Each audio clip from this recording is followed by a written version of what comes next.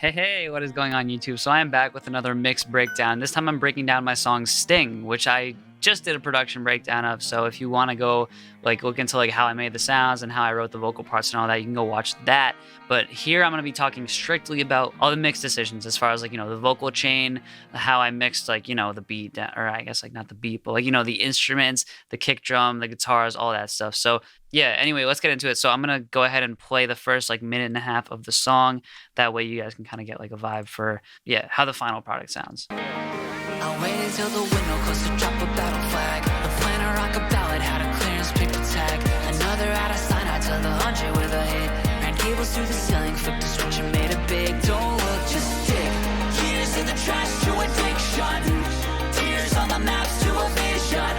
30,000 on the back of indecision. Broken in the driveway with the keys in the ignition. Left to argue with slot machines.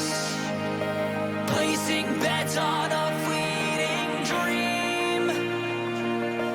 As the sun starts to set, I sing.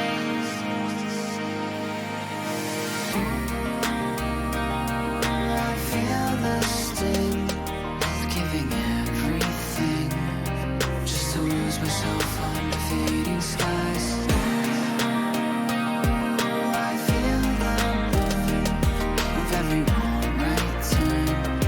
Towards a fall of faith and a purpose left behind. Had a couple. Cool. So that should, give you an idea of how the song goes, what it sounds like in the final, as a final product. So what I'll focus on first is the vocals. So here I have, several different vocals happening in this section here. I'll just solo basically all the, what would be way easier if I just soloed this all vocal bus. Yeah, so check it out. Here's how the vocals sound in this one section. Tears on the maps to a vision. 30,000 on the back of indecision. Broken in the driveway with the keys in the ignition. Dying, flipped the switch and made it big. Don't look, just dig. Years in the trash to addiction. So, first thing that's really important. Yeah, the first thing that's really important that I have to talk about is the panning. So obviously, there's a lot of vocal layers happening. There's two highs. And then there's two kind of lows panned hard left and hard right. And then the highs are panned a little bit. So I actually double the highs and have them panned so that, they're a little bit to the left and a little bit to the right. Let me see if I can find them real quick. Yeah, so verse high left, it's 30% to the left and then 30% to the right. And then that's kind of how I get, them to sit well together as doubled vocals. And then I have my, let me just play it so you guys can see it. This is hard left. This is hard right. And the harmonies are also panned. But I never pan my harmonies. I don't want to say never, but I usually never pan my harmonies further than 50% to the left or 50% to the right. And the reason for that is because I usually want my harmonies to harmonize and to actually create textures underneath my mains. And the further away, the main is in the center. The further away it is in the stereo image from the main, the less it harmonizes, in my experience at least. So that's why I have the harmonies definitely not in the center, but usually a little bit to the left or a little bit to the right. You can see the furthest I panned one of these harmonies was 50% to the left. Broken in the driveway with the keys in the ignition. Yeah. And then the ad-libs are a different story. The ad-libs I pan hard left and hard right because just get them out of the way of the mains, you know what I mean? Anyway, so the panning is crucial. Same with the hook. If you look at the hook, it's all about, having them, you know what I mean? Main in the center, hard left, hard right. Falsetto's in the center. Okay, so falsettos, octave ups, and octave downs. That's the only time I'll put something in the center because that's what I found works for that stuff. Anything other than an octave up or an octave down, a double, gotta pan that somewhere. A harmony, gotta pan that somewhere else. So you see harmony 1, 2, this is panned hard right, 50%, 50%, ad-libs are hard left and hard right. So panning, you can layer your vocals as much as you want, but panning them is crucial. So yeah, that's all I'll say about that. So next, let's talk about the vocal chain. So the vocal chain for this is actually the same exact vocal chain as the Keep Your Time one, but let me just kind of do what I did on the last one and just break it down kind of piece by piece. So what I have is I have a few different vocal buses here. The first one being the main vocals. So let me actually just focus on the main vocals for a second here. Dig. Years in the trash to addiction. So I'm actually taking all the plugins off because I feel like that'll be fair. That's just a filter in certain parts, I guess. So here's the vocal without anything. First thing I do, add a de-esser. You can see it's taming the S's as well as some of the consonants. After that, I got an EQ, cutting out all the unnecessary. I always cut out everything underneath like 100 hertz, to be honest, and then cutting down some of this mid-range a little bit. After that, I got my LA2A. You know, it's definitely adding some more volume to it, but you can see it's doing like 5 or so decibels of gain reduction. So then I have Soothe, kind of just like, my vocal is so ridiculously bitey. So that's why I kind of like, you know, you can see it's just really soothing that vocal and making it way less like obnoxious. So that's what that's doing. And then I do go into this a little bit more in depth on the Keep Your Time video, so you could watch that as well. Just because this vocal isn't quite as intense as the Keep Your Time vocal. So if you want to get like another, you know, more clear picture of my vocal chain, you can check that out. But then I have here my FG Red, just kind of tucks the vocal in a little bit more. Another 5 dB of gain reduction. Then I have C4, tucking in some of that like mid, or not, it's evening out some of that mid-range and some of the low. I found that when you add compression, the compression actually brings the mid-range up, and if that mid-range is uneven, then it's going to sound, you know, it's going to sound like the mid-range is kind of poking out in certain areas. So I use C4 for that. Yeah, and then after that, I have my Pultec, adding a little bit at 8K. Here's without it. Yeah, that definitely adds some shine to it. And after that, I have the same thing happening for my harmonies. Literally the same thing. Only difference is I'm kind of like cutting out some of the, you know, some of that, like, I guess 350, some of that mid-range from the, you know, from the harmonies, because I don't really need it, to be honest. And then yeah, and then after that I have, this is just like to warm up the vocal a little bit. Here's without it. 30,000 on the back of indecision, broken in the driveway with the keys in the ignition. Dig years in the trash to addiction, tears on the maps to a vision. Just kind of adds a little more color to it. I love this, the virtual tape machine. Yeah, just adds some colors, adds some warmth, and then after that I have this EQ here. So interesting thing that I did here with this EQ is that I cut out the lows, right? But I also cut out a lot of the mid-range from the side channels, and I have a lot of vocals that are panned hard left and hard right. So instead of having like an EQ on like, you know, the backup, I mean, I easily could have put an EQ on the backups, but mainly here what I'm doing is I'm cutting out the low end just from the side channel on all the vocals in general. That way, like, it's taking all this vocal information and whatever's in the sides, cutting out the mid-range from the sides. That way the mid-range is sort of more centered. So here's without it. 30,000 on the back of indecision, broken in the driveway with the key. And here's with it.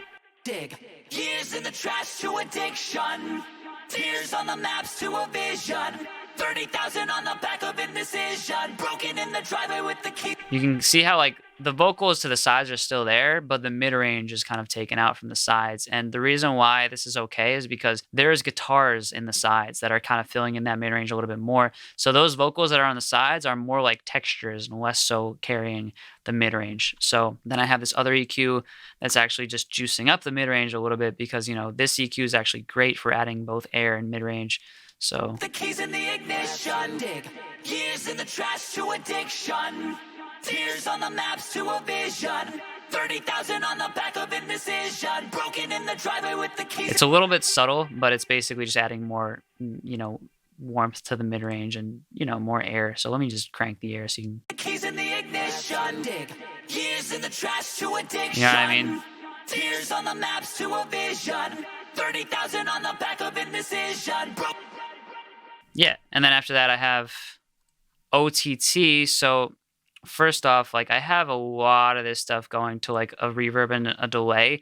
So one thing, you know, that's worth noting is that these are the exact same settings as, you know, the vocal in my Keep Your Time video. So like I'm not gonna go too in depth here, you know, just for the sake of time. Like all it is just a plate reverb on the vocal. And then I'm side chaining the vocal. I'm side chaining the vocal to an EQ on the reverb, and that's how I kind of like get the reverb to duck down and, you know, clutter the vocal a little bit less, you know. Tears on the maps to a vision. 30,000 on the back of it. Because if I don't do that, then the reverb is all out of whack. Like, here's without the EQ on that. Decision broken in the driveway with the keys in the ignition. Dig years in the trash to addiction. It's a little cluttered sounding. So, and then I believe I also sidechained the vocal. Oh no, I sidechained the kick to the vocal reverb. That's what I did. I'm pretty sure that's what I did. Let me look at it. 30,000 on the back of it. Yeah. Yeah, I sidechain the kick to the vocal reverb. I sidechain the kick to a lot of things, like including the vocal reverb, because that kind of makes space for the kick. And, you know, there's so much reverb in this song, so I kind of just have to do things like that to let it, you know, to make sure that the reverb doesn't clutter everything completely. Yeah. And then for the delay, you know, I de-ess the reverbs and the delays because, you know, you end up with problems if you have too many S's happening in your reverbs and delays, because then it kind of just echoes and it's not good. So after that, I have, you know, just a typical, you can kind of hear it go side to side, like it's a ping pong delay on an eighth note. And then when, you know, what I do is I sidechain the vocal to a compressor on the delay with a kind of, you know, slow release time. That way it comes up in between the spaces of the vocal. Years in the trash to addiction. Tears on the maps to a vision. You see what I mean? Like, it kind of like floats up after the vocal is done and kind of like creates that space, gives the vocal a little bit of space, and, you know, doesn't come up so that it's so jarring, you know what I mean? But, you know, it kind of just like comes up and fills in that space with delay while the vocal is not there. And then, yeah, after that, I have a few different effects that I picked up from the Make Pop music video on mixing pop vocals that I'm not going to go into because you could just go watch that video. Here is OTT on the vocal bus because OTT really kind of just adds a little bit more glue to, I'm sending the effects and all the vocals to OTT, and this is just adding so much more glue to it. Here's without it. Here's with it.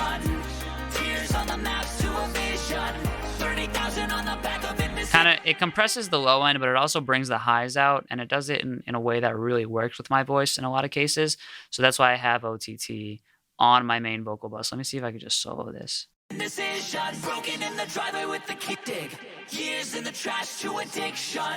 So here's without it. And here's with it. Just glues it together, man. Just like OTT on your vocal buses. Like, you should try it because it really just glues the effect. It glues the effects and it glues, you know, multiple vocals. If you have harmonies, lows, whatever, it just glues all that together. But you don't have to go crazy. Just like 10% usually or less is fine. Yeah, and then what even is this? I'm compressing the top end, I believe, because I think the consonants were a little bit crazy. Yeah, I'm compressing these. Yeah. This is something I don't normally do, but I'm multi-band compressing the top end here so that it's like nice and plays, you know, doesn't attack your ears necessarily. Yeah. Then another thing that I have is I have an EQ on here that's well, this is a filter that only happens, I think that's automated on and off in certain sections. But here I have my last line of defense EQ, literally the same thing as you know, keep your time. So let's check it out. That's like, you know, weird telephonic sound. That's weird telephonic, you know. That's just telephonic bitiness. 2.9K with my vocal is the fucking devil. I'll say it before, you know, I've said it before, I'll say it again. Yeah, that's that bite. It's bitey. It attacks you. Here's another one. It's like, you know, we're getting into like bitey, brittle territory. Then here's something just like weirdly ringy and bitey. So, and then this is just that brittle kind of like sharpness that I got out of it.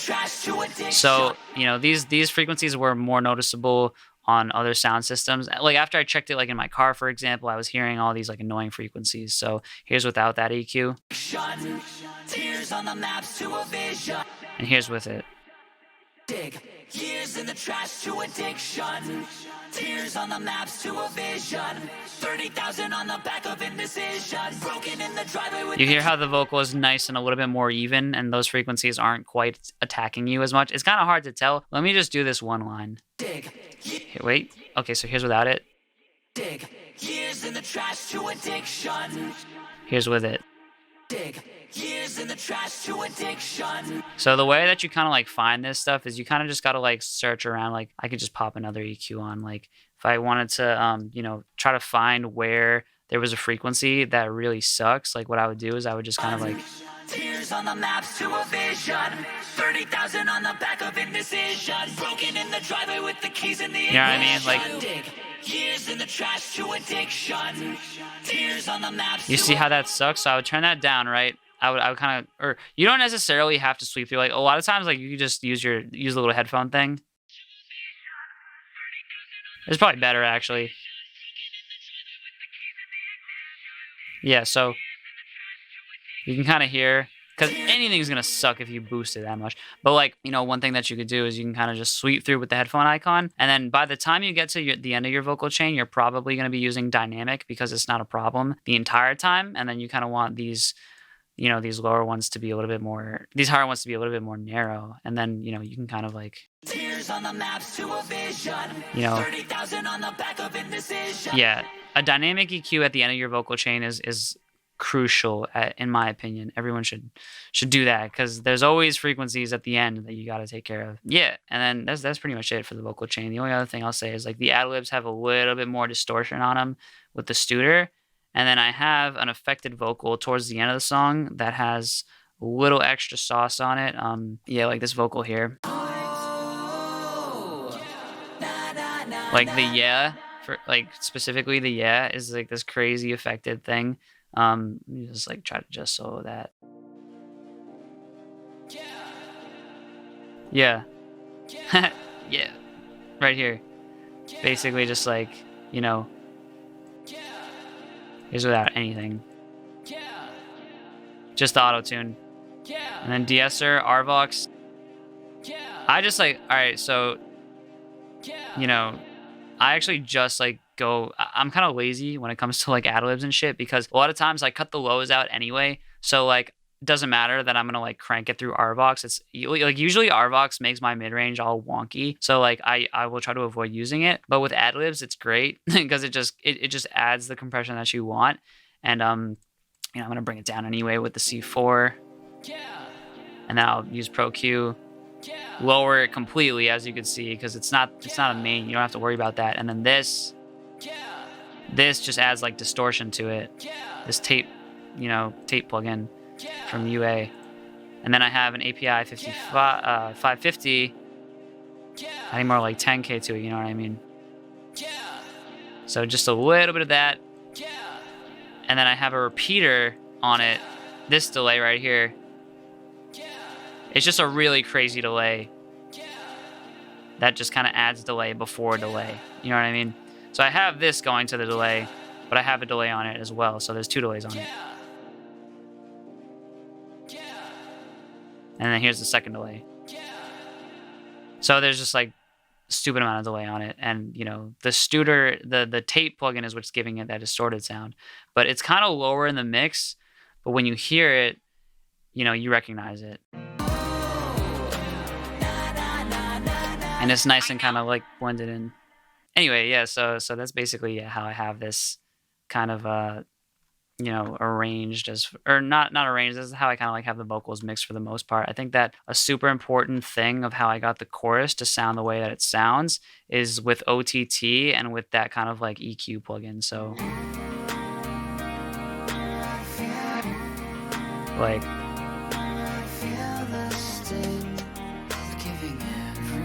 the reason why that sounds like that is probably due to these 8K boosts on the Pultec. Like here's without them.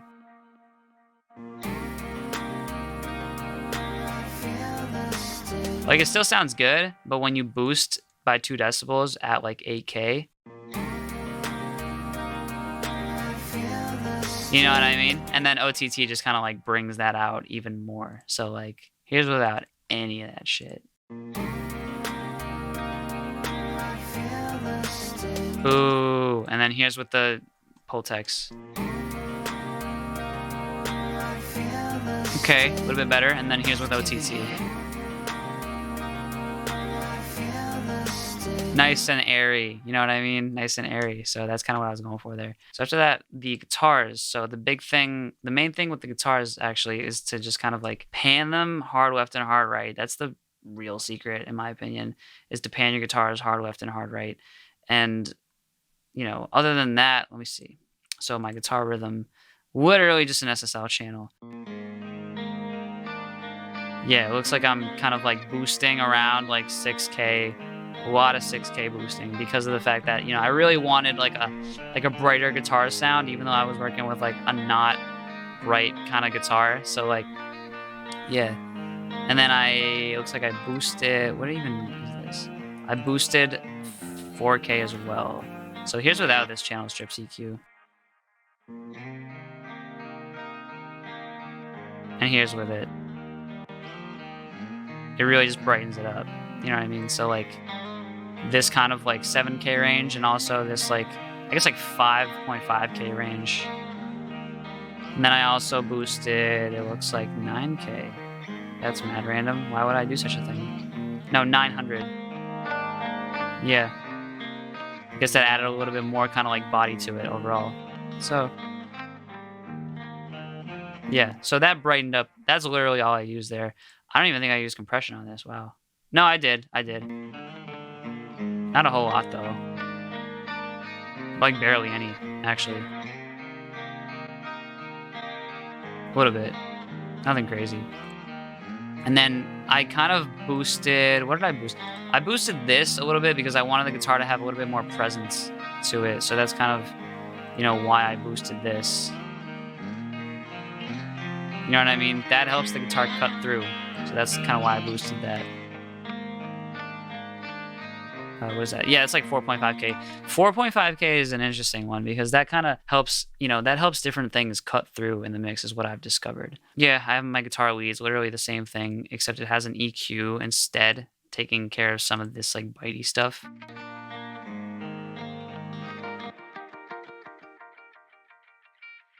Yeah. Some of these annoying bitey frequencies, I'm just taking that down with an EQ. I'm not really warming up the leads because the leads aren't quite responsible for that warmth that you get from the mids. Yeah, that's why I do that. And then I have a delay on all my guitars. The delay is pretty hot, honestly, like as in like it's pretty loud in the mix, but that's kind of the whole vibe of the whole song. Like if you hear it without delay, it's like nothing. You know what I mean? It's like worthless with no delay. So I have the delay on there, and then I have this like kind of like R4 bandy guitar hall light that I fuck with heavy. So yeah, the guitar delay and the guitar reverb, that's huge, like especially with like emo rap, like emo trap type shit. Okay, so it looks like most of my processing is happening on the guitar bus with all the effects and stuff. So what I have here, it looks like, is just a ton of effects. Apparently, damn. Okay. So first thing on the chain is, let me just loop up a section, and then first I got OTT.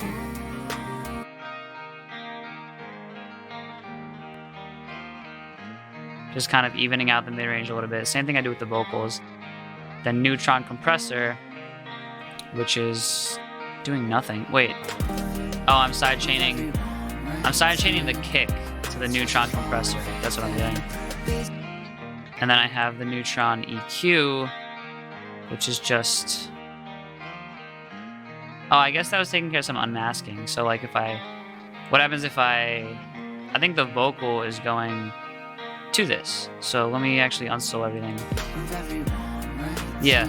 So I'm sending the vocal to an EQ that's unmasking these frequencies where the guitar is, you know, fighting with it. And the way that I do that is with isotope relay. Like I have relay, I guess, like stuck on the vocal, or I have like a different neutron like on the vocal, and I basically just send it to this EQ, and the EQ kind of tells me where things are conflicting just generally.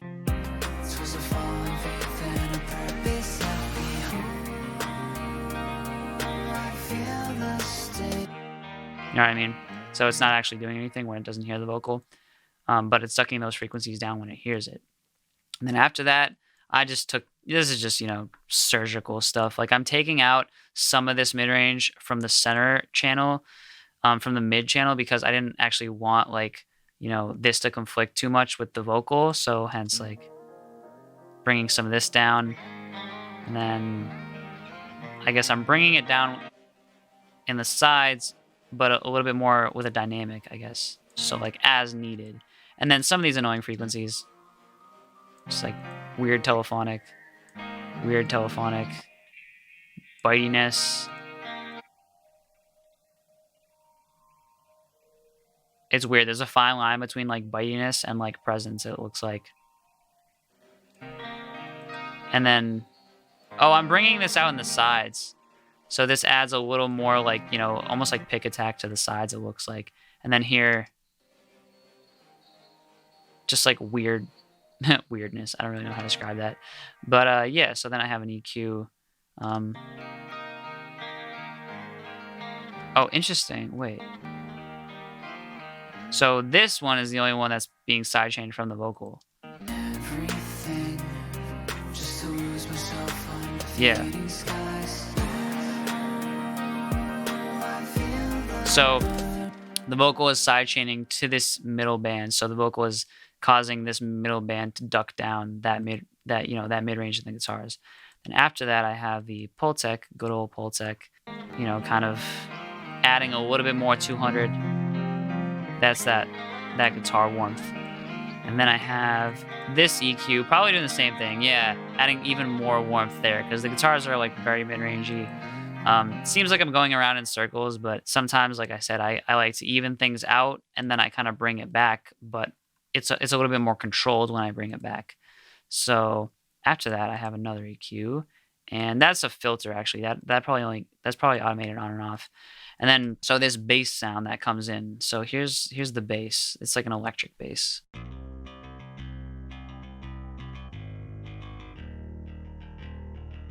Yeah, so the way that I do that is I kind of just,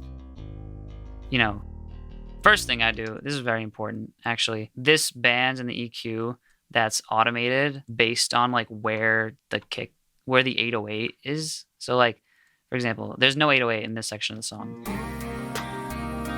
Let me just turn these back on real quick. There's no 808 in this first section of the song. So look at the automation and then look at the EQ and then watch what happens when the 808 comes in. Because think about it, like I have a bass guitar and an 808 happening at the same time. So this is how I kind of remedy that.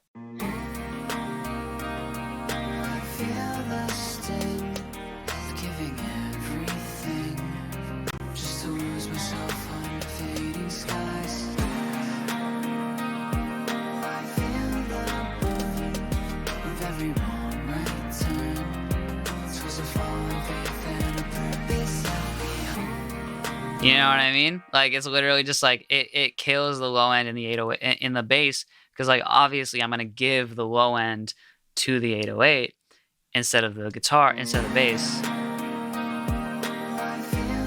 You know what I mean? Because you gotta manage your low end. That's what I'm saying. Like you gotta make sure that you don't have anything conflicting in the sub because that's gonna be a problem. So first I have that EQ that's kind of taking out basically all this because you don't need.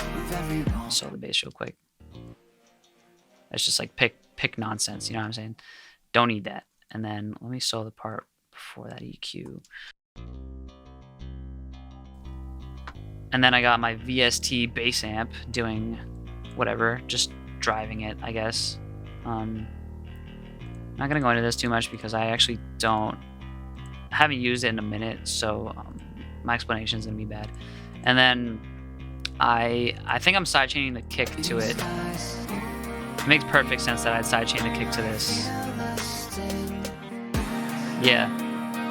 Same way I'd sidechain my kick to the 808, I sidechain the kick to that bass guitar. And yeah, that's all there really is to this bass sound. Is just kind of like, I wish I could explain this a little bit more, but you can see that I'm kind of like, putting it through this Cubase bass amp and just getting a good tone out of it. Yeah, I mean, like I have this like Schecter, like it's like a replica. It's not a P bass, but it's like Schecter's version of a P bass, and that's kind of how I get that sound. So I'm going to bring some of these other sounds back that I had muted previously because they were kind of annoying and making it so that you couldn't actually mute stuff, or they made it so you couldn't actually like solo stuff without actually like having the sounds in there. So basically this sound right here is the first of those sounds. And I didn't really do a whole lot to that. I basically just used smack attack to create a little bit more separation between those notes by bringing up the attack and bringing down the sustain. So as you can see, like all my annoying sounds that don't let you solo are coming back. So yeah, that's how I mixed that. And then after that, I literally did nothing to the doot doot because some sounds you literally just like mix in Serum using all this stuff. You know what I mean? And it already has the delay on it. It already has the reverb on it. You know, add reverb, add delay, and then, you know, add a little bit of distortion, add some compression, add some EQ in Serum. It looks like I'm just boosting the top end and adding some distortion to it in Serum. And yeah, that's how I got that sound. Okay, so then these chord sounds, let me see. Yeah, so some of these, you know, some of these other sounds, what I like to do is I like to kind of boost the sides in some of these chord sounds, like, you know, these like pads, I guess you could say. Yeah. Like, I cut the low end because a lot of these sounds, like, you won't know it until you listen to your kind of like low end and solo, and then you hear all this like low end nonsense happening. So I kind of cut everything. A lot of these sounds, I cut everything below like 120 hertz because you don't really need that. Even though these sounds are meant to fill out the mid range, as you can see, this one I was a little bit more generous. I left some of that low end in with the low pads, but with the chord pads, not so much. So yeah, and then so with the bass, all I did with this marshmallow bass is I just added smack attack on to just give it a little more like, you know, just like, wow, yeah, not that much. Yeah, just a little bit, just to kind of, like I said, add that little bit of note separation. And then, yeah, and then some of these sounds, a lot of these sounds I didn't really do a whole lot with. Yeah, I literally did nothing with a few of these. Just added a low cut to the massive sounds. And then, you know, one thing that I do is I have my synth sidechain. So I have a few of these synths going to a sidechain bus. It's like an aux. And basically I have, you know, my kick routed to that aux.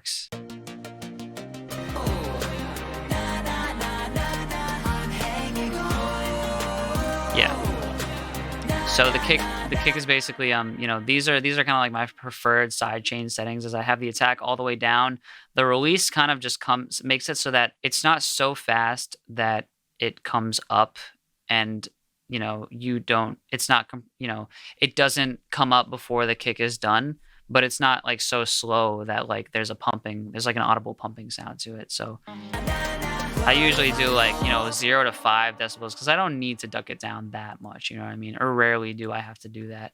Especially like kicks against the synths. Like that's not usually where the problem lies. So yeah, and then I have all synths, which is, you know, I have my vocal sidechain to this.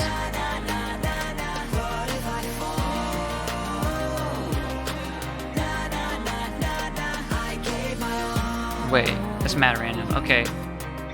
Just kidding. I have my snare sidechained to track spacer. That's crazy. Yeah, I have my snare sidechained to track spacer on the synths. Okay. That's interesting. All right, so disclaimer, I mixed this like months ago, like mad long ago.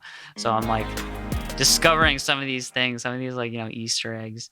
Okay, so my 808, I'm not going to go over that because I already went over that in Watch Your Luck and Keep Your Time. But one thing worth noting is that I have Bass Rider kind of evening out these bass notes.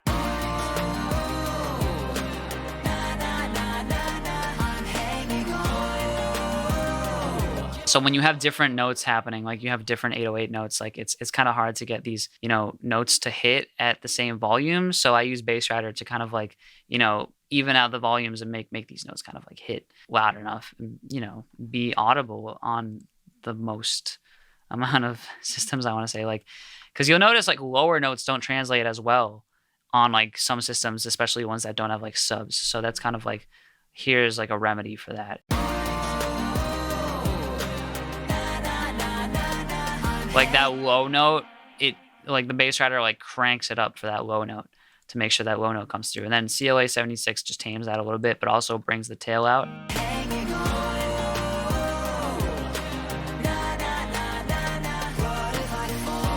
Yeah, and you can see how the release time kind of brings the tails of those 808s up, and that's what I'm going for there. And then I have my kick side chained to this neutron that's on the 808. Yeah. And then I also have this, you know, I haven't gone into this in my other videos. I did go into it in my Keep Your Time video, but if you sidechain, not if you sidechain, but if you send your bass to a bass bus, like another bus, and then you actually like, you know, so here's me sending it to this. I'm just gonna turn this up so you guys can hear it. And then I add an EQ on, cut the lows out, right? And then add R bass on. So I have R bass on, kind of just adding a little bit more to that 127. You know what I mean? And then this is the thing, that Manny distortion. Ooh, shit. That Manny distortion.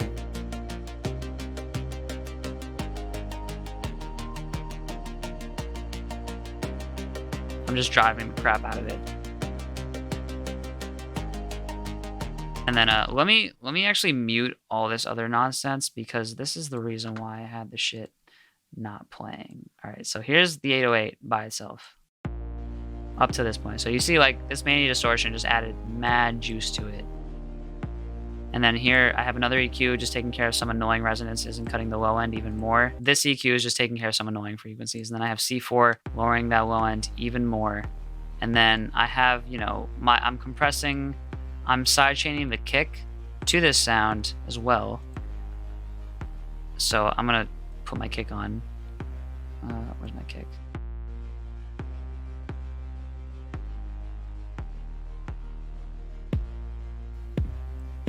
Yeah.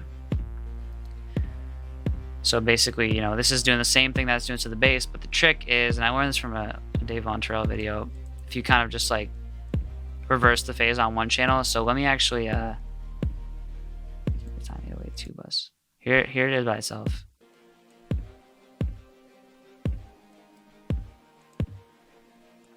That's what happens when you reverse the phase on one side. When you distort it, when you high pass it and distort it and reverse the phase on one side. Isn't that crazy? It's like it's in the back of your head. But it's really just spread out. So when you add that on with the 808, it sounds ridiculous. Obviously it's too loud, so I'm gonna turn it back down to where it was.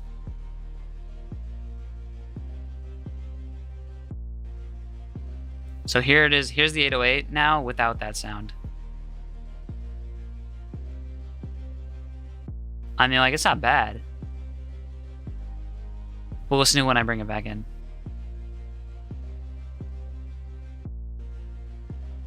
You hear how it has that little bit of top end? It's not just top end, it's like spread out top end. So yeah, that's a huge trick. Yeah, anyway, now I have Soothe kind of sent to this. I have the kick sent to Soothe as well. And then I actually have another sub, like I have a long sub towards the beginning of the song that's kind of like literally just a long sub. And I have the double CLA 76s to just bring that tail up and make sure that tail is really heard. And then, you know, doing what I do, attenuating 60 hertz because the bass is going to be there. And then I just kind of like crank some other frequencies with R bass just because I want it to be a little bit more full sounding. I add a little bit more like 120.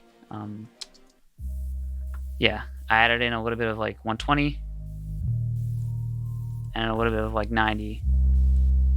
You know, that upper bass, lower mid range, and that boominess. And then yeah, that's pretty much it for that.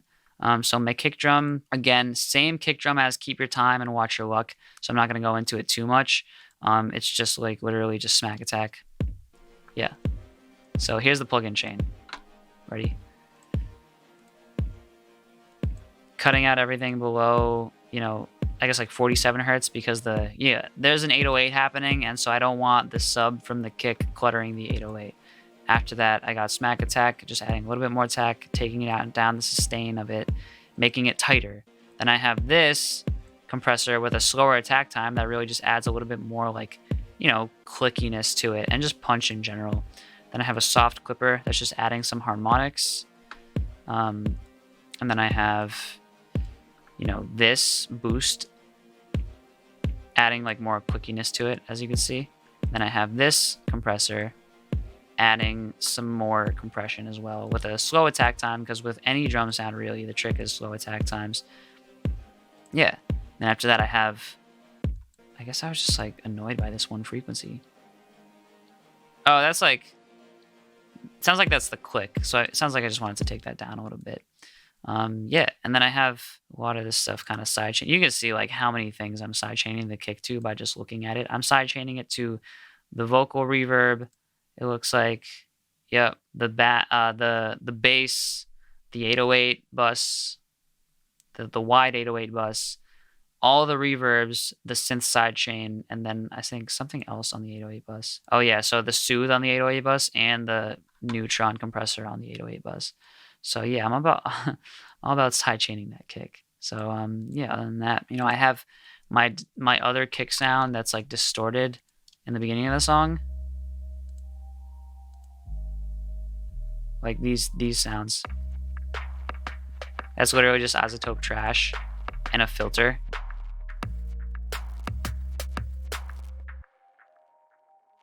You know what I mean? So that's all that is. And then I have my snare here, my regular snare that's happening throughout the song.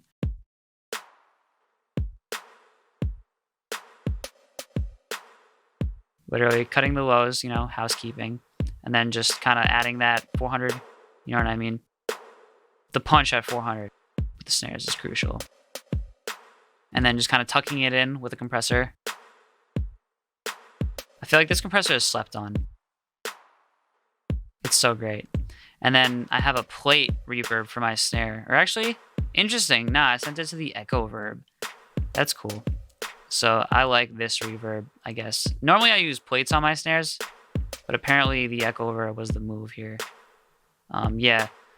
Reverb time of 1.8 is my favorite for sure, because it's like any longer. It's like, well, hold on.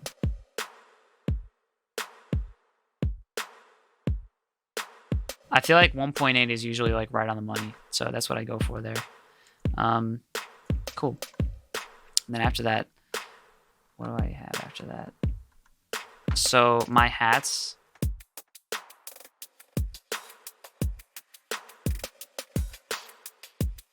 So with the hats, I literally just kind of like EQ. Well, I have filters in certain sections of the song. And then first thing I do is I EQ out pretty much all the low end. So I have a couple of hats. I have like my main hi-hat.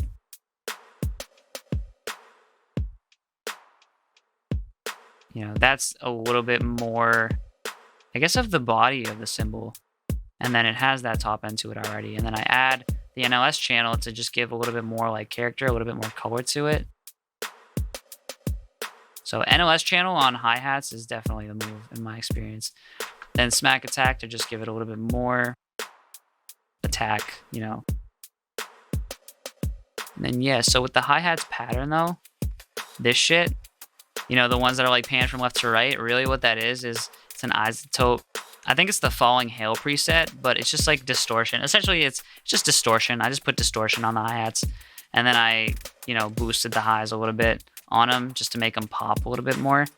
And then I also compress them just to make them a little bit more even, because when you have mad hi-hat samples, you can compress them and just like, with a slower attack time, and it kind of brings them all forward, but also makes them more consistent in volume. So, and again, I use smack attack here as well to just like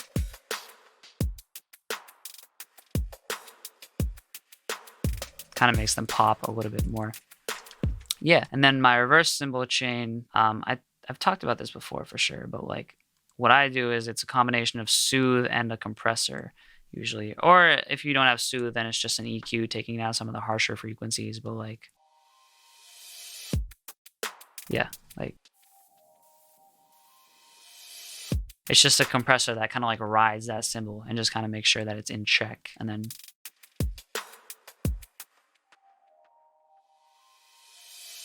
literally just the matte cymbals preset. But I usually don't go too deep with it. Like if you go too deep with it, it's like... Actually, that didn't even sound that bad. Well, the mix is at like 23%. So if I put the mix up more...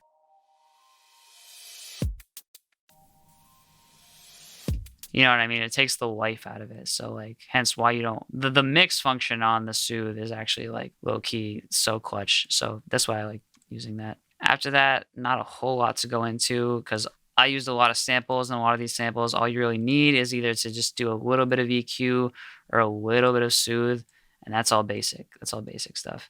The Submarine, I actually... It looks like I added some distortion to the Submarine parts. Yeah. Just like Magneto. So like, so here's without that, and then a little bit of, I guess, I think that might be saturation actually. Yeah, saturation. Smack attack to give it a little bit more attack, make it a little bit more defined, you know, then a delay. And then a little, and then like pretty much a lot of reverb. Yeah, I'll put a reverb directly on the sound here because I really just want to bury that sound in reverb, and it's the quickest way to do it. And also these like kind of like once in a while sounds aren't that bad if you put reverb on them, just to kind of like, you know, especially if the sound is so dependent on the reverb. So that's what I found. Okay, and then I have my all drums bus.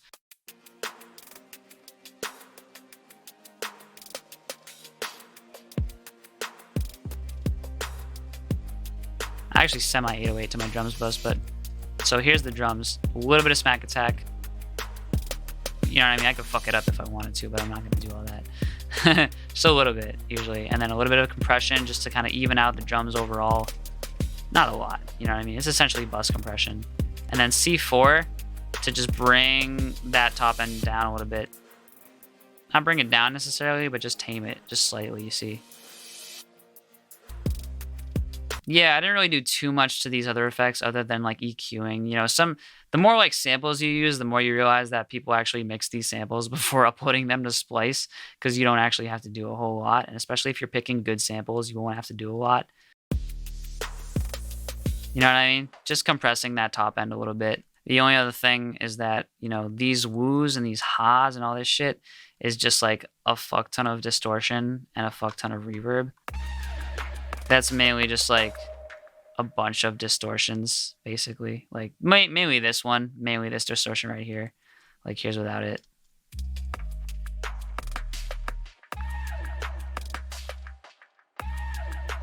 Yeah, and delay. You know what I mean? Just a ton of delay.